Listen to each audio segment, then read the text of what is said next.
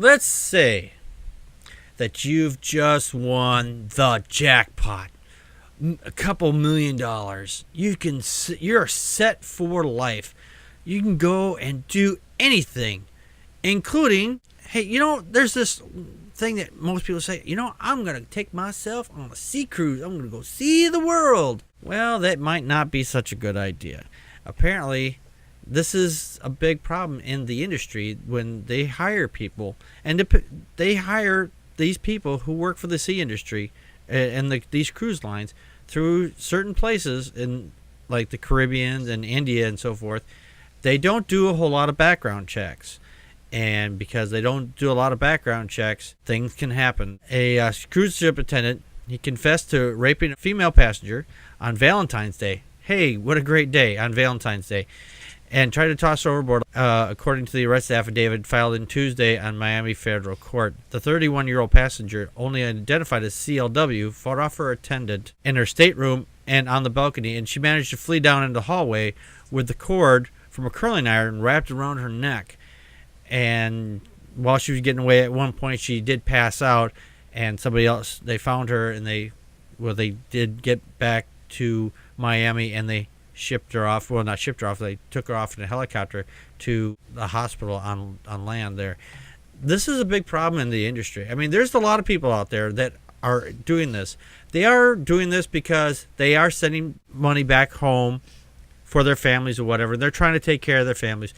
A good portion of these people are doing the right thing. But the industry itself is kind of screwed up because they are not policing this. There's really no way to really look into this, the backgrounds. Because, like I said, in some places you just give the little bit of money to the cop who's making, $250 a month. So he's going, well, you know what? I say you're A-OK, and there's no other checks, and that's it.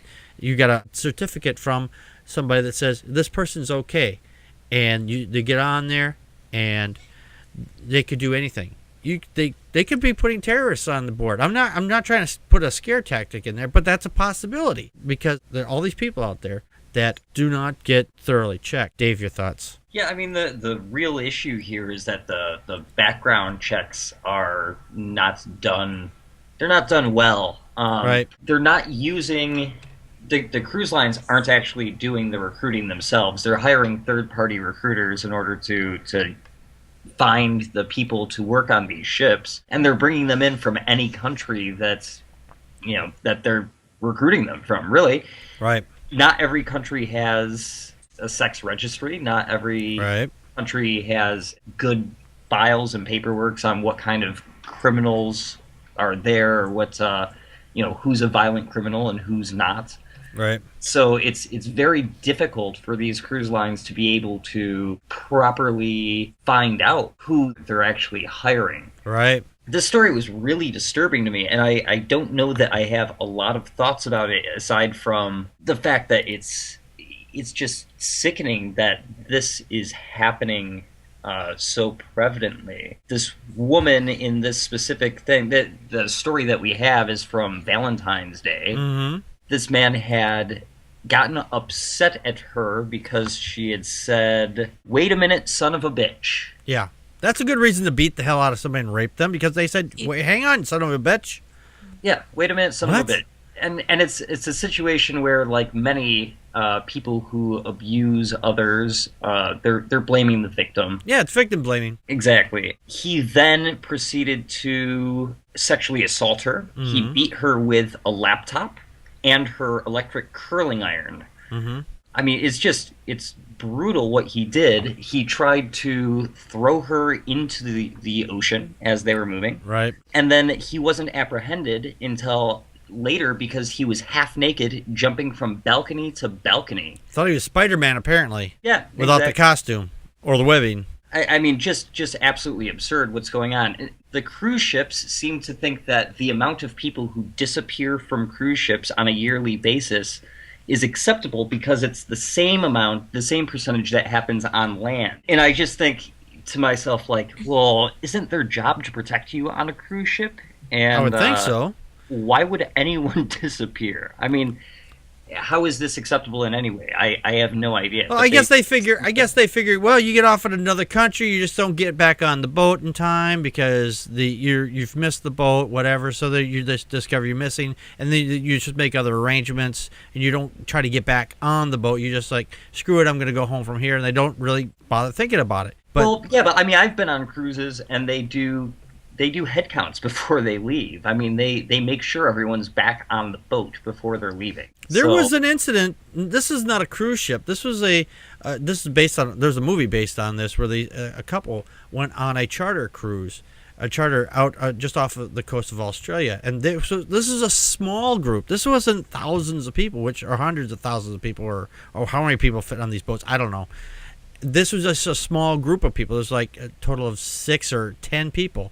And 2 people got left behind. That was a small group. This guy didn't realize it until like later. It's like, oh my gosh, where are these people at? And they didn't put it together. Now you try to imagine if this is a larger boat, it's going to be much harder to keep track of all these people because some people are going to be drinking on the job. Someone's not going to be doing their job properly. They're going to be sleepy. They got to go use the bathroom. They got to come back. Whatever reason that they got to come up with, but they're not going to be able to keep track because someone's going to sneak by. They're not going to pay attention.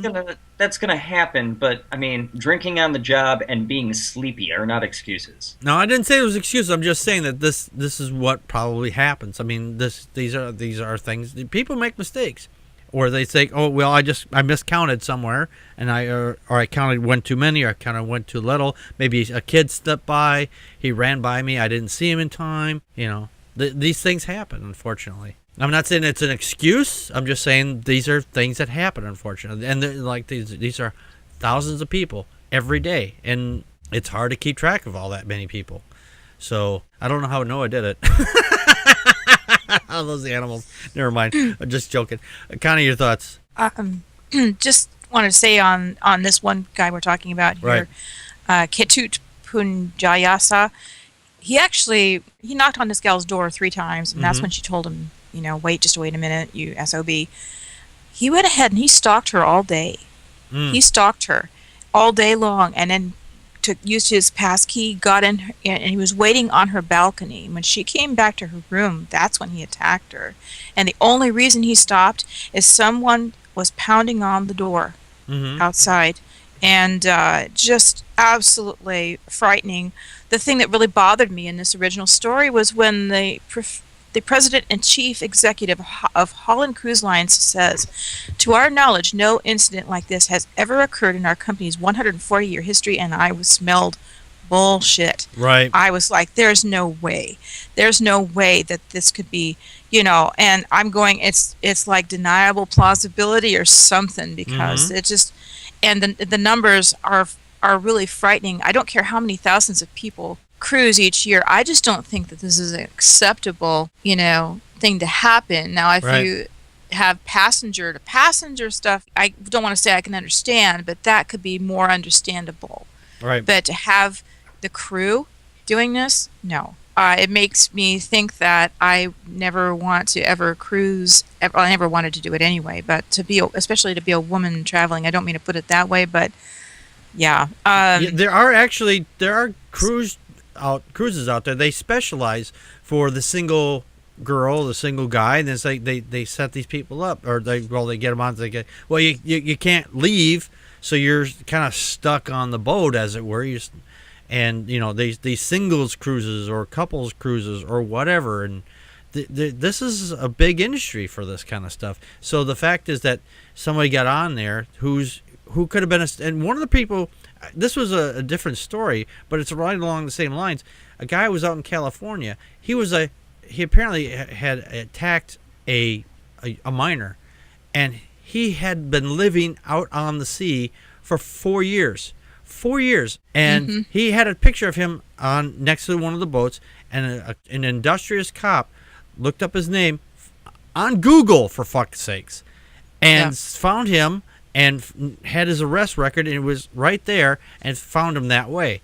They couldn't fucking check Google for this guy's, and this is California, mind you, California. They don't check Google, though. I know a number of people who have passed background checks that wouldn't have had the company actually Googled their name. Right.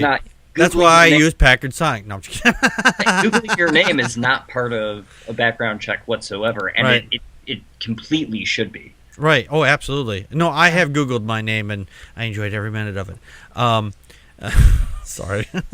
They could have done more. I mean, but they didn't, and that's a big No. problem with the industry. With all this technology, and it takes a lot of technology to keep these ships afloat, that they could just the prevention of getting somebody on the ship there that could be either a wanted felon, or somebody that's has some kind of mental disorder or something like that, where they're just a basic hothead and should not be around people on a confined area.